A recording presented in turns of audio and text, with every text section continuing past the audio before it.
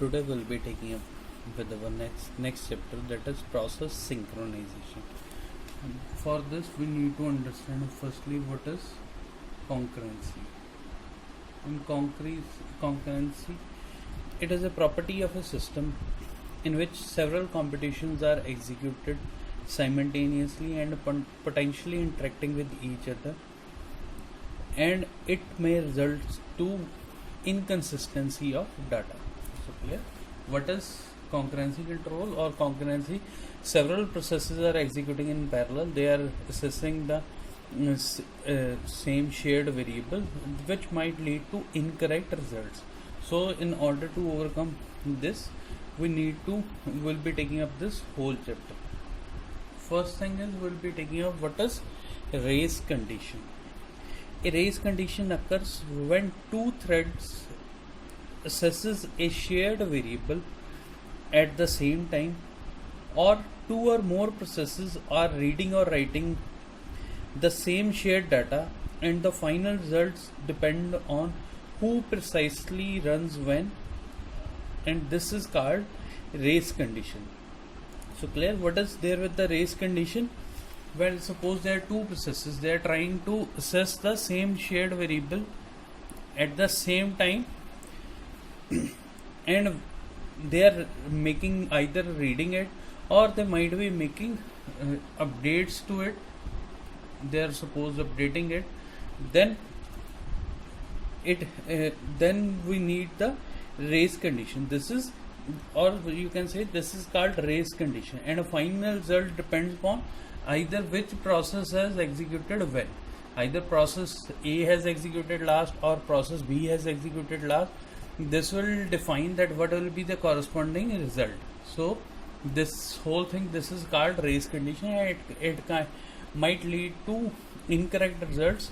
In order to overcome this race conditions, we need to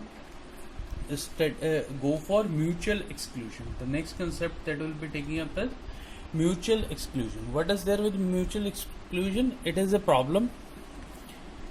It is a problem of ensuring that when two or more processes are there and they are executing in the critical section at the same time, then it makes sure that only one of the processes can execute that code at a particular instant of time. Clear? What mutual exclusion refers to? It is the problem of ensuring that no two processes or threads can be in their critical section at the same time. Clear? What is the important thing that is to be noted over here is critical section. That is, we should make sure mutual exclusion is problem of ensuring that no two processes or threads are in their critical section at the same time. So what is critical section? It refers to the period of time when a process assesses a shared resource such as shared memory. So what is there with the critical section?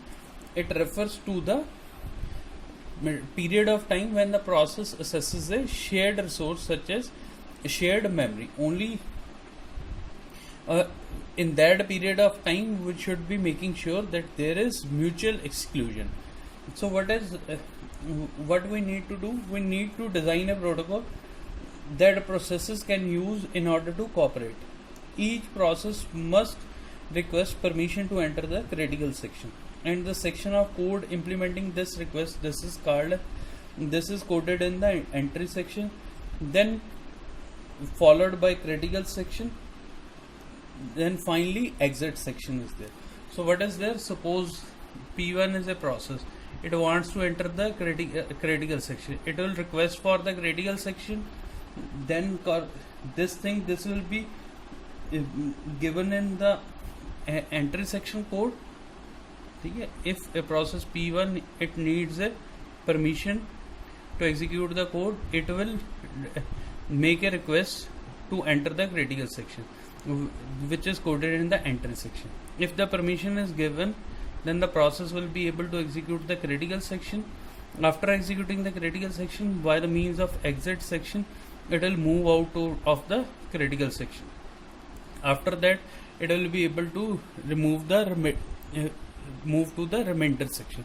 This is how we make sure that only at a particular instant of time only one process is executing a critical section. Suppose P1 is executing a critical section. Again, at the same time P2 is requesting a critical section.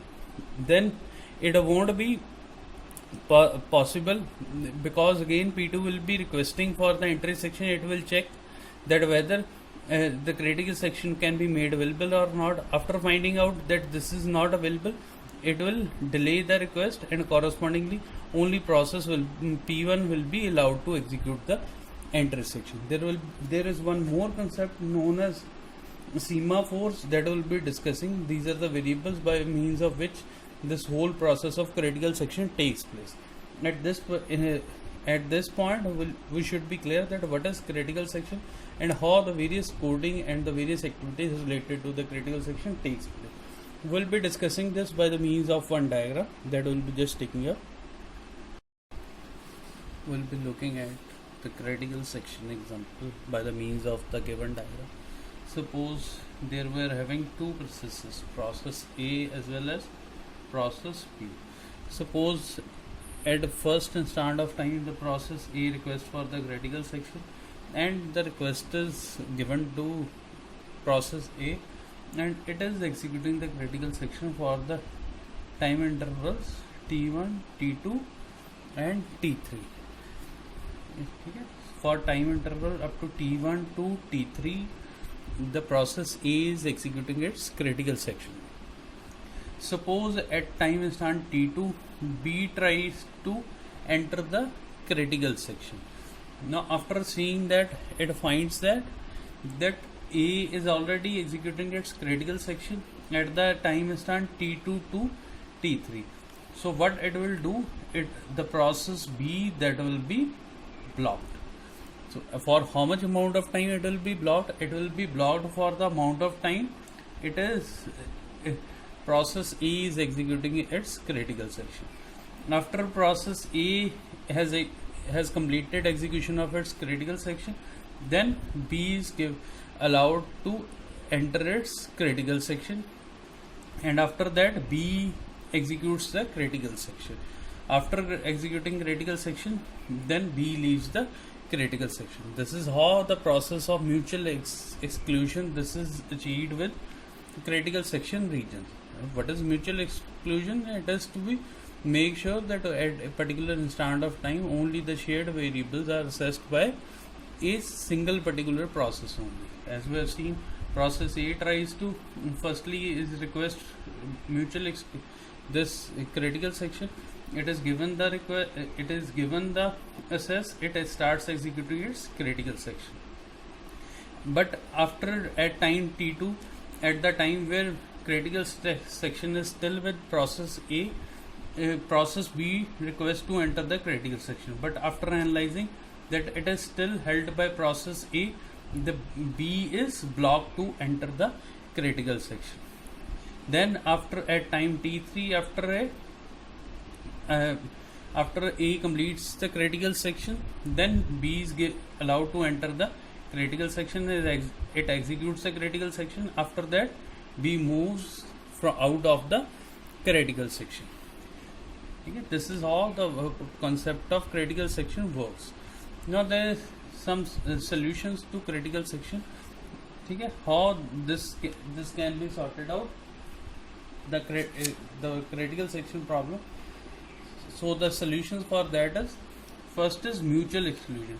As we know, mutual exclusion, if P1 is executing its critical section, no process can enter the critical section. One thing is clear, that if one process is executing in its critical section, no other process should be allowed to do. Okay? This has been elaborated in the given diagram also. In the second, there is progress. Suppose there is no process in critical section and some process wants to enter the critical section.